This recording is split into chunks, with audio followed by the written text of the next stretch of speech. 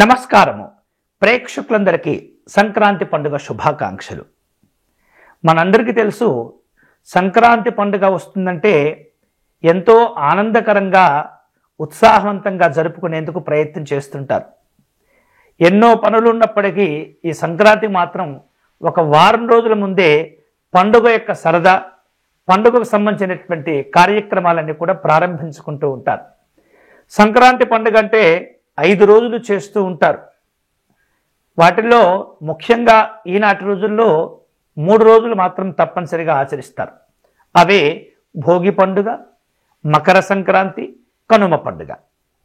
మరి ఈ సంక్రాంతి పండుగలో వచ్చేటటువంటి ఈ 3 రోజులు ఆచరించవలసిన అతి ముఖ్యమైనటువంటి కొన్ని విధులు ఉన్నాయి. ఆ విధులు ఏమిటో తెలుసుకునేటటువంటి ప్రయత్నం చేద్దాం. ఆ పనులు ఆచరించడం ద్వారా ఒక రకమైనటువంటి ఆధ్యాత్మికపరమైనటువంటి కార్యక్రమాలే చేయకుండా వాటి వెనకాల ఎంతో వైజ్ఞానికపరమైనటువంటి ప్రయోజనాలు కూడా మనకు కలుగుతూ ఉంటాయి. మరి ఈ సంక్రాంతి పండుగలో మనం ఆచరించాల్సినటువంటి విధుల్లో కనుక చూస్తే, మనం చెప్పుకున్నాం సంక్రాంతి పండుగ మొత్తం కూడా 5 రోజులు ఉన్నప్పటికీ కూడా ప్రస్తుత కాలంలో మనం 3 రోజులు జరుపుకుంటూ ఉన్నాం. వాటిల్లో భోగి, మకర సంక్రాంతి, కనుమ, ఆ తర్వాత ముక్కనుమని ఇంకా జరుపుతూ ఉంటారు. అయితే ఈ భోగి పండుగ రోజు మనం ఆచరించాల్సినటువంటి విధి విధానాల్లో చాలా అతి ముఖ్యమైనటువంటి కొన్ని పనులు ఉన్నాయి. ఏమిటంటే తలంటు స్నానం చేయటం, అలాగే పిల్లలకు భోగి పళ్ళు వేయటం, భోగి మంటలు వేయటం, గొబ్బెమ్మలు పెట్టడం. వీటిల్లో ఈ అతి ముఖ్యమైనటువంటి విషయాల్లో చూస్తే కనుక మనం ఎవరైతే ఆరోగ్యంగా ఉన్నారో, ఆరోగ్యంగా ఉన్నటువంటి వ్యక్తులందరూ కూడా, స్త్రీ పురుషులు ఎవరైనా సరే, పిల్లలు కూడా కొంతమంది మరీ చిన్న వయసు కాకుండా కాస్త ఊహ తెలిసినటువంటి పిల్లలందరికీ కూడా అవకాశం ఉంటే కనుక చక్కగా తెల్లవారుజామునే లేచి తలంటు స్నానం చేయాలి. అభ్యంగ స్నానం అంటారు. ఈ అభ్యంగ స్నానం అనేది చాలా చాలా చాలా చాలా మంచిది. కొంతమంది ఏం చేస్తుంటారంటే తల మీద మనకు చక్కగా రావి ఆకులు పెట్టుకోవటం, లేదా మనకు ఉన్నటువంటి అంశాల్లో రేగుపళ్ళు కూడా తల మీద పెట్టుకొని స్నానం చేస్తూ ఉంటారు. ఈ అభ్యంగ స్నానం చేసే ముందు కాస్త తలను నువ్వుల నూనెతో మర్దన కూడా చేసుకుంటూ ఉంటారు. ఇది చాలా చాలా ఆరోగ్యకరమైనటువంటి చక్కని అద్భుతాలను కలిగించేటటువంటి అవకాశం ఉంటుంది. ఇట్లా తలంటు స్నానం చేయటం, చక్కగా అవకాశం వరకు పరిశుభ్రమైనటువంటి వస్త్రాలను ధారణ చేసుకోవటం అనేది అతి ముఖ్యమైనటువంటి విధి. ఆ తరువాత పిల్లలకు భోగి పళ్ళు పోయటం. ఈ భోగి పండుగ రోజు ఏం చేస్తామంటే, చిన్నపిల్లలు సుమారుగా 5 సంవత్సరాలకు అటు ఇటుగా ఉన్నటువంటి చిన్నపిల్లలకు భోగి పళ్ళు పోయటం అనేటటువంటి సంప్రదాయం ఉంది. ఈ భోగి పళ్ళు పోయటం ద్వారా వారి యొక్క తల మీద ఈ భోగి పళ్ళు పోస్తుంటారు. కొంతమంది బంతి పూలకు సంబంధించినటువంటి రెక్కలను తీయటం, ఈ భోగి పళ్ళు, చిల్లర పైసలు ఇవన్నీ కలిపి పిల్లల యొక్క తల మీద కనుక చక్కగా జార విడుస్తూ ఉంటే వారి యొక్క శరీరం అంతా కూడా ఆ స్పందన స్వీకరించి అద్భుతమైనటువంటి ఆరోగ్యాలు పొందటమే కాకుండా మెదడు కూడా, శరీరం కూడా చురుకుగా పనిచేసేటటువంటి అద్భుతమైనటువంటి మనకు ప్రయోజనాలు ఉంటుంటాయి. కాబట్టి పిల్లలకు భోగి పళ్ళు పోయటం అనేది చాలా చాలా ముఖ్యమైనటువంటి విధి. అట్లాగే ఇంకొక రకమైనటువంటి మనం ఈ భోగి పండుగ రోజు మనం ఆచరించాల్సినటువంటి విషయాల్లో కనుక చూస్తే భోగి మంటలు వేయటం. మనం మన ఇళ్ళ పరిసరాల్లో, పట్టణాల్లో అంటే అది కష్టం, సాధ్యం కాకపోవచ్చు. అందుకనే సంక్రాంతి పండుగ రాగానే అందరం మనం ఎన్ని పనులున్నా సరే మన కార్యాలయాలకు, ఉద్యోగాలకు కాస్త సెలవిచ్చేసుకొని మనం గ్రామాలకు వెళ్ళిపోతూ ఉంటాం. అక్కడ మన ఇళ్లకు సంబంధించినటువంటి అంశాలు ఎటువంటి ప్రమాదాలు లేకుండా మన ఇంటికి కాస్త దూరంగా చక్కగా పరిసర ప్రాంతాలను శుభ్రం చేసుకునేందుకు భోగి మంటలు వేస్తాం. ఆ భోగి మంటలు వేసినప్పుడు మన ఇళ్లలో ఉన్నటువంటి ఉపయోగించని, అవసరం లేనటువంటి కొన్ని రకాల వస్తువులన్నింటినీ కూడా ఆ భోగి మంటల్లో వేస్తాం. తద్వారా ఇల్లు కూడా శుభ్రమవుతుంది. ఆ ఏదైతే భోగి మంటలు వేయటం ద్వారా వాటి ద్వారా వచ్చేటటువంటి పొగ ధూమము ఆ పరిసర ప్రాంతాలన్నింటినీ కూడా శుభ్రం చేస్తుంది.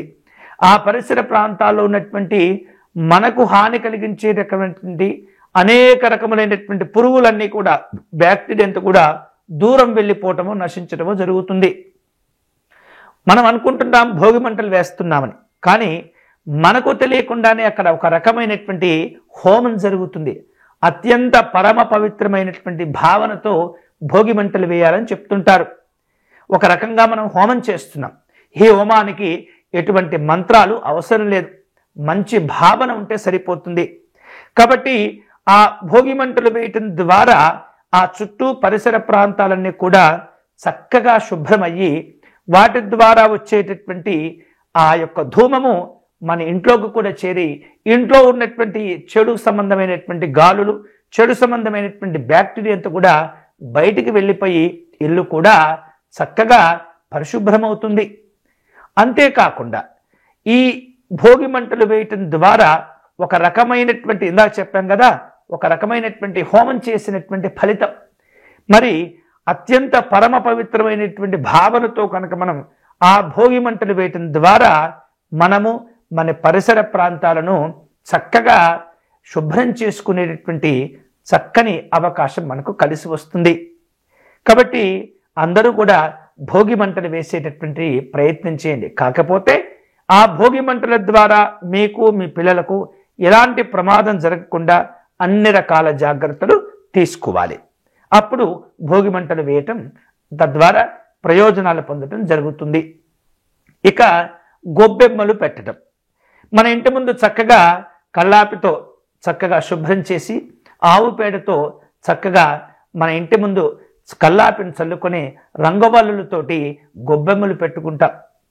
ఈ గొబ్బెమ్మలు మనం ఆవు పేడతో చేసేటటువంటి సంప్రదాయం ఉంటుంది. ఆవు పేడ మీకు తెలుసు కదా, ఎన్నో వేల రకాల ప్రయోజనాలు ఈ ఆవు పేడ ద్వారా పొందవచ్చు. ఆవు పేడ ద్వారా పెట్టేటటువంటి గొబ్బెమ్మలు చక్కగా ఆ పరిసర ప్రాంతాల్లో మంచి సుగంధాలు వెళ్ళజల్లటమే కాకుండా పరిసర ప్రాంతాలన్నీ కూడా మనకు తెలియకుండానే శుభ్రమవుతూ ఉంటుంది. ఆవు పేడతో పెట్టేటటువంటి ఆ గొబ్బెమ్మ భూమాతకు ప్రతీకగా చెప్తుంటారు. భూమాతకు చక్కగా మనం పూజ చేసేటటువంటి ఫలితం కూడా వస్తుంది. కాబట్టి ఒక రకమైనటువంటి ప్రకృతితో కూడినటువంటి ఆరాధన కూడా మీకు అక్కడ కనిపిస్తుంది. కాబట్టి ఈ భోగి పండుగ రోజు చేసేటటువంటి అద్భుతమైనటువంటి విషయాలన్నీ కూడా ఇందులో దాగి ఉంటాయి. ఇంకా ఏమిటంటే కనుక ఆలయ దర్శనం. మనకు భోగి పండుగ రోజు చూస్తే కనుక సాధారణంగా మన దగ్గర ఉన్నటువంటి దేవాలయాల్లో గోదా రంగనాథ స్వామి వారి యొక్క కళ్యాణం జరుగుతుంటుంది, గోదాదేవి కళ్యాణం. కాబట్టి దగ్గరలో ఉన్నటువంటి ఆలయాలకు వెళ్ళటం, చక్కగా కుటుంబ సభ్యులంతా కలిసి వెళ్ళటం ద్వారా ఒక రకమైనటువంటి ఎన్నో రకాల ఒత్తిళ్ళన్నీ కూడా తగ్గిపోతూ ఉంటాయి, ప్రశాంతంగా ఉంటుంది. ఆరోగ్యపరమైనటువంటి అద్భుతాలు కూడా మన కుటుంబం అంతా కలిసి సరదాగా అట్లా ఆలయ క్షేత్రాల్లో గడపడం ద్వారా ఎన్నో రకములైనటువంటి చెడు ఆలోచనలు, చెడు భావనలు, దోషములన్నీ కూడా తొలగించుకునేటటువంటి అవకాశం ఉంటుంది. ఒక రకములైనటువంటి అన్ని రకాల పీడలు తొలగిపోతూ ఉంటాయి. ఒకటి, తలంటు స్నానం చేయటం ద్వారా ఒక పీడను తొలగించుకోవచ్చు. పిల్లలకు మనం భోగి పళ్ళు పోయటం ద్వారా వారికి ఉన్నటువంటి పీడలన్నీ కూడా తొలగిపోతూ ఉంటాయి. అలాగే భోగి మంటలు వేయటం ద్వారా మన ఇంట్లో మన చుట్టూ పరిసర ప్రాంతాల్లో ఉన్నటువంటి పీడలన్నీ కూడా తొలగిపోతూ ఉంటాయి. కుటుంబం అంతా కలిసి ఆలయ దర్శనం చేసుకోవటం ద్వారా అన్ని రకాల పీడలు కూడా తొలగిపోయేటటువంటి అద్భుతమైనటువంటి అవకాశాలు ఉంటాయి. మరి ఇన్ని రకాల పీడలను తొలగించుకునేటువంటి ఈ భోగి పండుగను మనమెందుకు వృధా చేసుకోవాలి? కాబట్టి అవకాశం ఉన్నంత వరకు అందరూ కూడా చక్కగా తలంటు స్నానం చేయటం, పిల్లలకు భోగి పళ్ళు పోయటం, అలాగే భోగి మంటలు వేసుకోవటం, ఇంటి ముందు గొబ్బెమ్మలు పెట్టడం, దగ్గరలో ఉన్నటువంటి ఆలయాలను దర్శనం చేసుకోవటం అనేది చాలా చాలా చాలా చాలా మంచిది. అంతేకాకుండా ఇంకా ఒక ముఖ్యమైనటువంటి విధి ఉంది.